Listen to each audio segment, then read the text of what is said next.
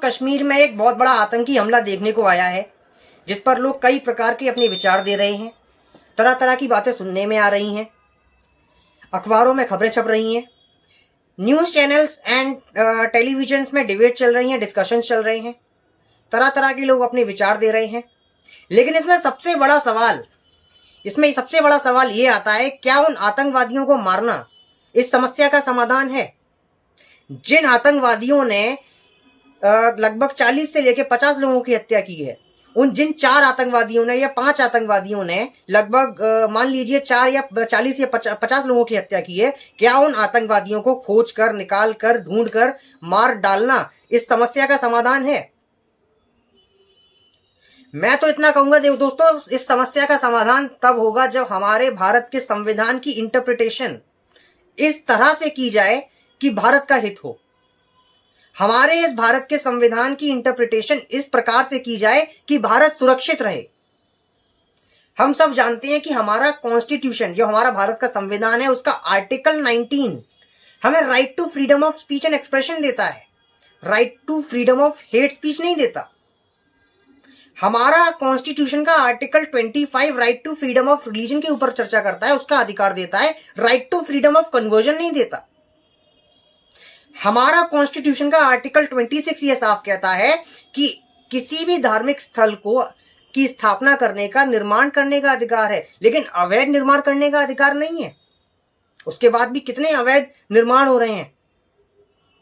हमारा कॉन्स्टिट्यूशन का आर्टिकल 27 ये साफ कहता है कि केंद्र सरकार या राज्य सरकार या कोई भी किसी पर्टिकुलर रिलीजन इंस्टीट्यूट को प्रमोट करने के लिए 1 पैसा खर्च नहीं कर सकता। उसके बावजूद दुर्भाग्यवश हमारे देश में ऐसे ऐसे रिलीजियस इंस्टीट्यूट चलाए जा रहे हैं जिस पर केंद्र सरकार और राज्य सरकार लाखों रुपया खर्च कर रही है। आर्टिकल 29 प्रथाओं को मानने का अधिकार देता है, कुप्रथाओं को मानने का अधिकार नहीं देता। रीतियों को मानने का अधिकार देता है, कुरीतियों को मानने का अधिकार नहीं देता। इसी प्रकार के आर्टिकल 30, इसी प्रकार से आर्टिकल 30 में माइनॉरिटी का जो कॉन्सेप्ट डिफाइन है, लेकिन माइनॉरिटी के बारे में आज तक चर्चा नहीं हुई। माइनॉरिटी है क्या? आप 10% वाले को माइनॉरिटी बोलते हो, आप 5% वाले को माइनॉरिटी बोलते हो, 1% से बिलो वाले को माइनॉरिटी बोलते हो। माइनॉरिटी का कॉन्सेप्ट ही डिफाइन नहीं है।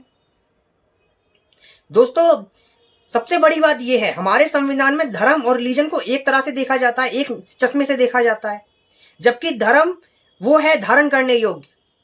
धर्म जोड़ता है, रिलीजन तोड़ता है। धर्म हमें वसुदेव कुटुंबकम सिखाता है, धर्म हमें सर्वमंगल मांगल्य सिखाता है, धर्म हमें सबका साथ सबका विकास सिखाता है, धर्म हमें सिखाता है एक भारत श्रेष्ठ भारत। तो धर्म और रिलीजन के बारे में जो लोग जो एक मानते हैं, उस पर चर्चा होनी चाहिए।